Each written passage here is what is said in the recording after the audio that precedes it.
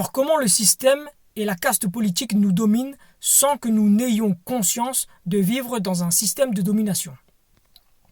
Alors c'est très simple, c'est par le biais de l'école. L'école nous habitue à vivre dans un cadre 8 heures par jour, à suivre des règles et à obéir à un professeur dans un système hiérarchique dans lequel nous recevons de bonnes notes si nous suivons les consignes du professeur. Lui-même noté par le directeur, lui-même noté par le rectorat, l'académie, l'éducation nationale, les ministres, bref, tout ça est dicté par ceux qui écrivent les lois. Vous allez me dire que je suis fou? Ah bon? Écoutez ça et on en reparle après. L'institution qui permet à l'État français de mener une politique assimilationniste à l'égard du peuple réunionnais, ce sont ses écoles. Car le programme scolaire qui est prévu par le ministère de l'Éducation française a pour objectif que les enfants réunionnais connaissent plus l'histoire des rois et des reines de France plutôt que l'histoire des rois et reines marrons de l'île de la Réunion. L'État colonial français va tout faire pour que le peuple réunionnais pense qu'il n'y a pas d'autres alternatives que de rester français, puisque la France va se présenter à travers ses médias comme une puissance démocratique, pour dire aux Réunionnais que si nous devenons indépendants, ce sera la misère, ce sera le chaos, que vaut mieux rester français. L'État français diffuse alors aux Réunionnais par le biais de ses médias son mode de vie, sa vision du monde et ses valeurs qu'il veut universelles. Ainsi, face à cet impérialisme culturel français, mais qui est en réalité occidental globalement, nous devons être dans une résistance culturelle.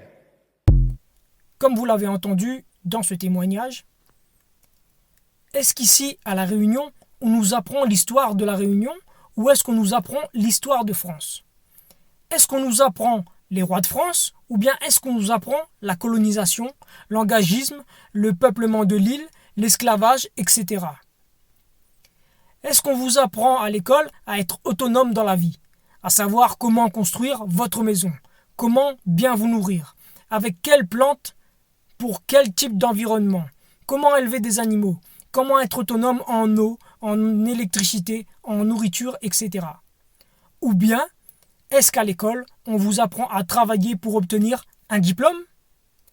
Ce justificatif avec lequel vous pourrez travailler pour un patron qui vous donnera un salaire avec lequel vous pourrez acheter la nourriture que quelqu'un d'autre aura fabriquée pour vous nourrir.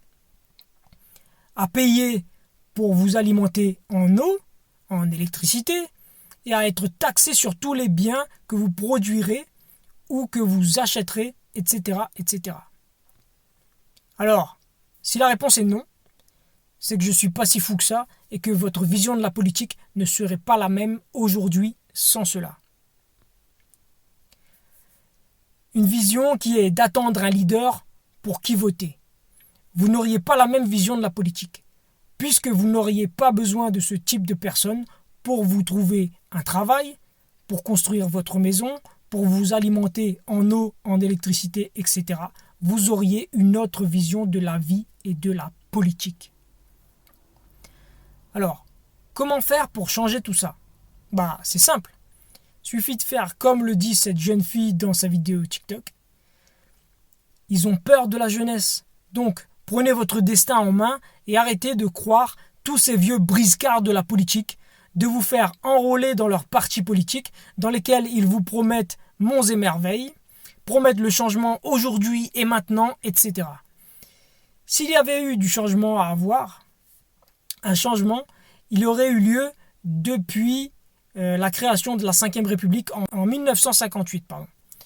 Je le dis et je le répète, ça ne sert à rien de continuer quelque chose qui ne marche pas. Arrêtons d'élire toujours les mêmes personnes, les mêmes partis et brisons le système politique. Il faut arrêter le système électoral.